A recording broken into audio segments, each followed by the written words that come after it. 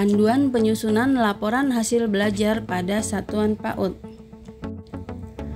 Apakah yang dimaksud dengan laporan hasil belajar itu? Laporan hasil belajar adalah dokumentasi hasil pembelajaran peserta didik yang tercermin melalui informasi tentang kemampuan yang dimiliki peserta didik setelah mengikuti kegiatan pembelajaran di PAUD dalam periode waktu tertentu. Kemudian isi atau muatan laporan hasil belajar ada 4. Yang pertama adalah laporan pencapaian pembelajaran. Kemudian yang kedua adalah gambaran hasil pelaksanaan proyek penguatan profil pelajar Pancasila.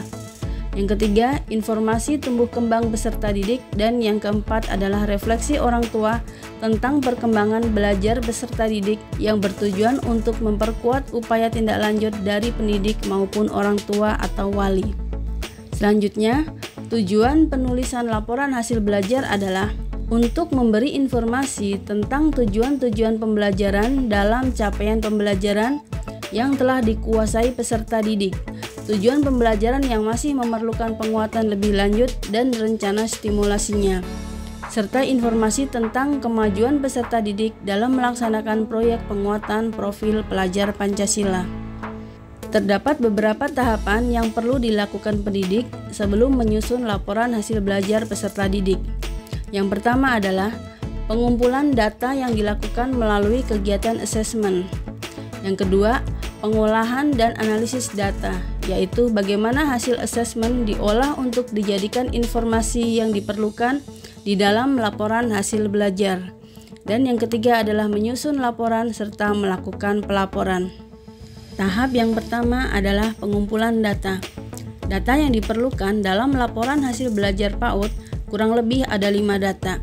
Yang pertama adalah data peserta didik, yaitu data yang memuat identitas peserta didik, seperti nomor induk kependudukan atau NIK, nama siswa, usia, kelas, semester, dan informasi lain yang relevan. Data yang kedua adalah informasi hasil belajar, yang meliputi beberapa hal sebagai berikut. 1. Informasi mengenai hasil belajar peserta didik yang merujuk pada 3 elemen capaian pembelajaran dan tindak lanjut yang diperlukan. Untuk menuliskan informasi hasil belajar peserta didik, pendidik dapat menggunakan pertanyaan pemantik sebagai berikut. A. Tujuan-tujuan pembelajaran apa saja yang sudah dikuasai atau dipelajari peserta didik selama kurun waktu tertentu? Kemudian yang kedua, apa bukti yang mendukung sudah dikuasainya tujuan-tujuan pembelajaran oleh peserta didik? Yang ketiga, tujuan pembelajaran apa yang belum dikuasai atau teramati muncul pada peserta didik dan tindak lanjut yang akan dilakukan pendidik untuk menstimulasi capaian yang belum muncul tersebut? Yang keempat, apa rekomendasi ke orang tua atau aksi konkret yang dapat dilakukan orang tua untuk membantu mengembangkan kemampuan peserta didik selanjutnya? Kemudian, informasi hasil belajar yang kedua adalah informasi tentang capaian peserta didik dalam kegiatan proyek penguatan profil pelajar Pancasila. Untuk menuliskan informasi capaian peserta didik dalam kegiatan proyek penguatan profil pelajar Pancasila dapat menggunakan pertanyaan pemantik sebagai berikut. Apa tujuan proyek yang ingin dicapai sesuai dengan dimensi, elemen, dan sub-elemen profil pelajar Pancasila? Kemudian, apa deskripsi kegiatan proyek yang dilakukan untuk mencapai tujuan tersebut? Selanjutnya, apa bukti yang mendukung ketercapaian tujuan atau terbangunnya kemampuan yang sesuai dengan dimensi, elemen, dan sub-elemen profil pelajar Pancasila?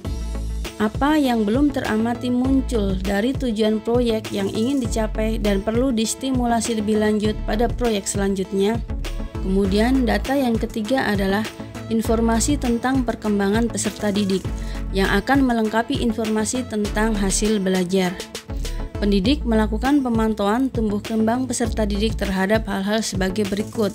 Yang pertama, adakah hal-hal lain tentang tumbuh kembang peserta didik yang bukan merupakan tujuan pembelajaran yang telah ditetapkan, tetapi penting untuk disampaikan dalam raport ini? Kemudian, apakah peserta didik dapat mengikuti kegiatan di satuan PAUD dengan baik, termasuk kemampuannya mengelola emosi, kemandirian, kemampuan bahasa, kemampuan berinteraksi dengan teman sebaya dan lingkungan, kesan terhadap kegiatan bermain belajar, keterampilan motorik dan aspek perkembangan lainnya seperti literasi, numerasi, dan sebagainya yang perlu dikuatkan hingga akhir fase fondasi. Selanjutnya, apakah sudah dilakukan pemantauan terhadap tumbuh kembang peserta didik? Misalnya, kesesuaian status gizi peserta didik dan perkembangan peserta didik yang dapat diperoleh informasinya dari salinan buku kartu ibu dan anak atau KIA atau instrumen lainnya yang terstandar, serta kelengkapan imunisasi yang dipantau tiap awal tahun ajaran. Kemudian data yang keempat adalah data tentang absensi atau ketidakhadiran. Dan yang terakhir, data yang kelima adalah tentang portofolio yang berisikan dokumentasi hasil asesmen dari kegiatan pembelajaran atau hasil karya anak. Untuk portofolio ini bersifat opsional, jadi pilihan ya, boleh dicantumkan dan juga boleh tidak. Selanjutnya, tahap 2, pengolahan dan analisis data. Hal-hal yang harus diperhatikan adalah 1. Pelaporan mengacu pada asesmen sumatif yang dilaksanakan dari waktu ke waktu. Yang kedua, lebih berfokus pada hal-hal positif yang mendukung kemajuan peserta didik. Yang ketiga, menambahkan foto, hasil karya, catatan anekdotal, video, atau bukti lainnya untuk memperkuat informasi yang disampaikan. Yang keempat adalah penyajian laporan hasil belajar dapat dituliskan dalam bentuk narasi sesuai dengan kebutuhan dan kekhasan masing-masing satuan pendidikan dengan menggunakan kalimat positif dan bahasa yang mudah dipahami. Selanjutnya, ada 7 komponen-komponen laporan hasil belajar. Yang pertama adalah data diri peserta didik. Yang kedua, informasi kemajuan peserta didik dalam pembelajaran intrakurikuler yang mengacu pada capaian pembelajaran. Yang ketiga, informasi kemajuan peserta didik dalam proyek penguatan profil pelajar Pancasila. Yang keempat, refleksi orang tua. Yang kelima adalah narasi ringkas informasi perkembangan peserta didik. Yang keenam, informasi ketidakhadiran peserta didik. Dan yang ketujuh adalah portofolio. Komponen yang pertama, data diri peserta didik. Sebagai bentuk pemenuhan kebutuhan esensial peserta didik dalam hal perlindungan terhadap anak, penting untuk pendidik mencantumkan nomor induk kependudukan atau NIK dalam informasi data diri. Apabila NIK belum tersedia, pendidik dapat mengingatkan orang tua terkait pentingnya memastikan peserta didik untuk mendapatkan akta lahir ataupun menyampaikannya ke Dinas Pendidikan. Contoh data diri peserta didik ya, di sini ada nama sekolah, kemudian nama siswa, NIK, tahun ajaran, semester, kemudian kelas, fase, tinggi badan, dan berat badan. Komponen yang kedua adalah informasi kemajuan peserta didik dalam pembelajaran intrakurikuler. Untuk membuat narasi capaian peserta didik, pendidik dapat menggunakan pertanyaan pemantik, data asesmen sumatif, serta contoh perilaku dan kemampuan yang teramati untuk setiap elemen. Panduan untuk menuliskan hasil belajar peserta didik. Untuk hal yang sudah dikuasai peserta didik, dapat kita isi dengan narasi elemen capaian pembelajaran yang bertujuan agar pendidik memahami hal-hal yang perlu dibangun pada peserta didik. Dan juga data asesmen sumatif sebagai sumber informasi bagi pendidik yang berisikan hasil observasi atau pengamatan pendidik mengenai capaian peserta didik. Kemudian untuk bukti yang mendukung perilaku yang diharapkan sudah tercapai dapat diisi dengan data asesmen sumatif. Dan untuk capaian yang belum teramati serta tindak lanjutnya diisi dengan narasi elemen capaian pembelajaran yang bertujuan agar pendidik memahami hal-hal yang perlu dibangun pada peserta didik dan juga dari data asesmen sumatif. Kemudian untuk saran atau rekomendasi bagi orang tua diisi dengan capaian perilaku yang belum teramati dan strategi yang diberikan untuk dapat mengembangkan capaian perilaku yang diharapkan sesuai dengan capaian pembelajaran.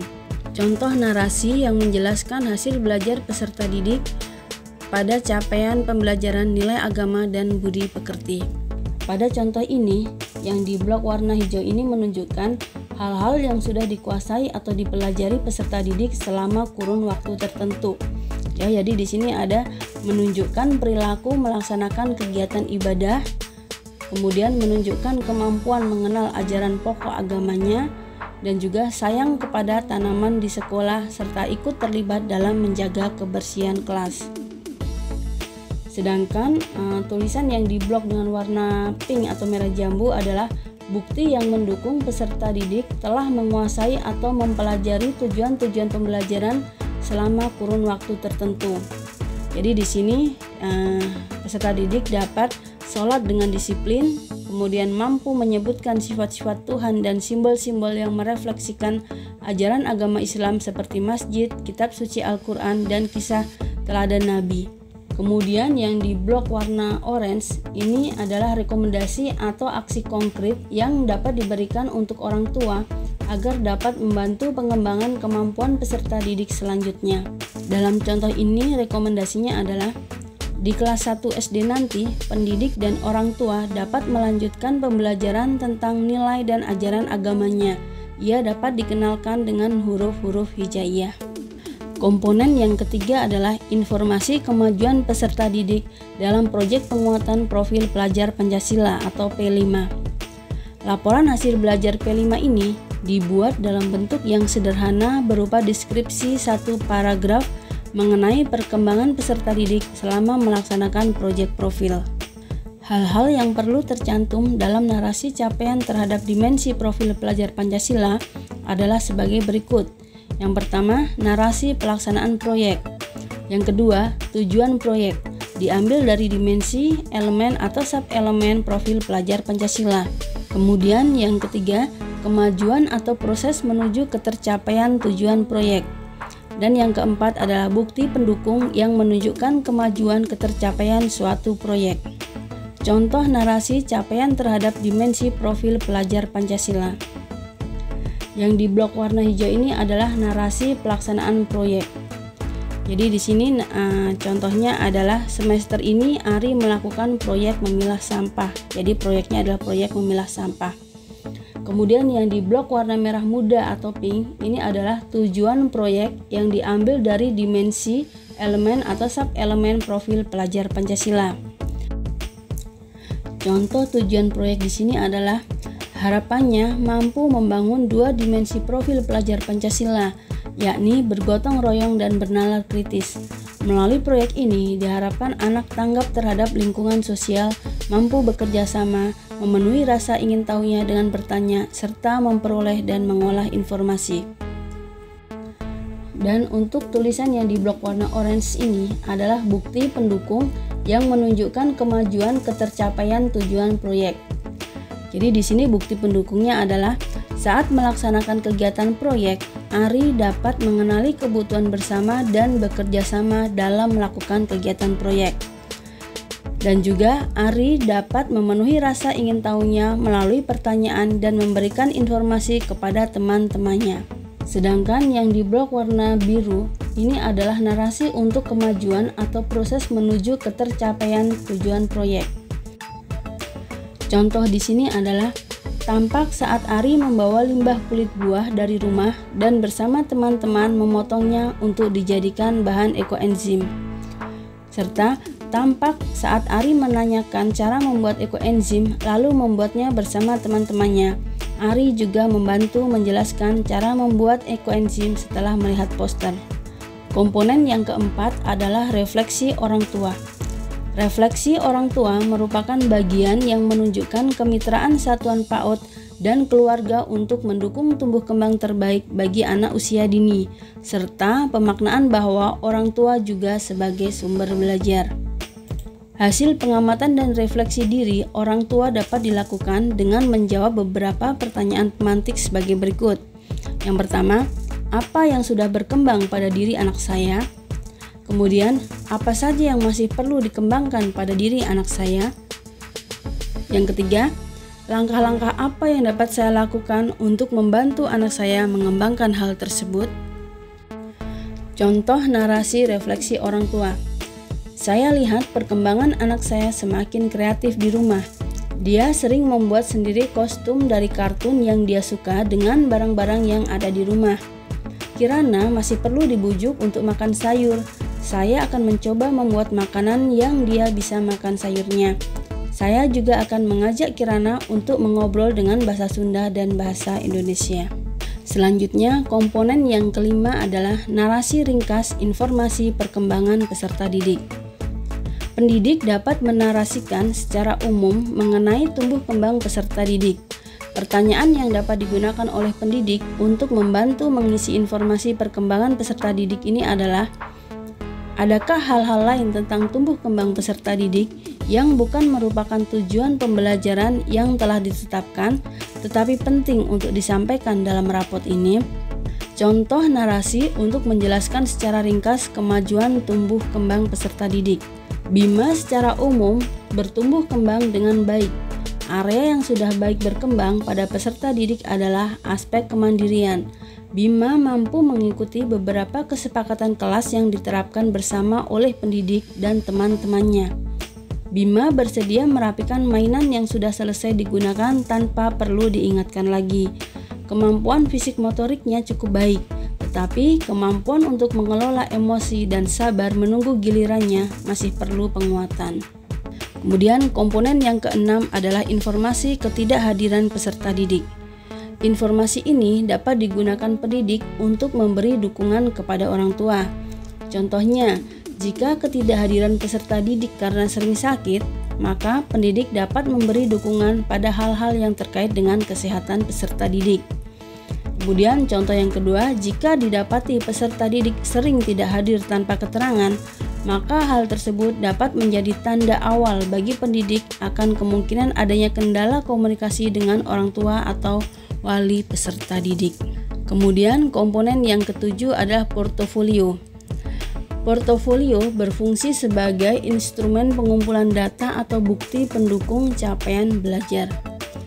Bukti-bukti yang dapat disertakan dalam portofolio antara lain catatan anekdotal, hasil karya peserta didik, foto berseri, atau berbagai dokumentasi lain yang mendukung narasi elemen capaian pembelajaran dalam laporan hasil belajar.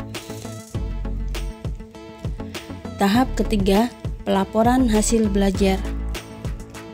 Pada tahap pelaporan, hal yang perlu diperhatikan adalah yang pertama, waktu penyampaian laporan hasil belajar. Laporan direkomendasikan untuk dilaksanakan minimal 6 bulan sekali. Jadi meskipun penyampaian laporan dilakukan dalam kurun waktu tertentu, perlu diingat bahwa pendidik tidak harus menunggu saat penyerahan laporan hasil belajar peserta didik untuk menjalin komunikasi dengan orang tua. Komunikasi dengan orang tua perlu dibangun dan dijalin sepanjang waktu. Kemudian yang kedua adalah teknik penyampaian laporan hasil belajar. Ada dua teknik penyampaian, yaitu secara formal dan secara informal. Laporan hasil belajar secara formal disampaikan dalam bentuk dokumen. Sedangkan laporan informal dapat dilakukan oleh pendidik sesuai kondisi dan kebutuhan peserta didik, pendidik, dan orang tua. Laporan informal dapat disajikan dalam bentuk komunikasi lisan melalui diskusi atau bercakap-cakap atau tertulis, misalnya catatan anekdotal dan foto atau video peserta didik. Laporan informal menjadi pendukung laporan formal. Yang ketiga, mengajak orang tua untuk mengisi refleksi orang tua. Dalam berkomunikasi dengan orang tua, berikut beberapa pesan yang dapat disampaikan kepada orang tua. Yang pertama, pendampingan kepada anak merupakan kemitraan bersama antara guru dan orang tua, karena kemampuan anak hanya akan dapat hadir melalui repetisi atau pembiasaan dan durasi di PAUD terbatas, sehingga harapannya rekomendasi tindak lanjut yang disusun guru dapat dibantu dikuatkan di rumah.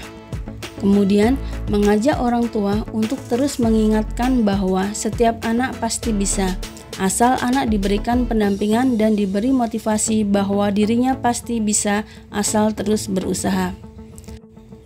Kemudian yang ketiga, pentingnya membangun cara pandang terhadap belajar yang positif pada anak dengan mengingatkan bahwa belajar adalah proses yang menyenangkan dan melalui belajar anak akan mendapatkan ragam keterampilan dan pengetahuan yang membuat dirinya lebih mudah melakukan kegiatan sehari-hari.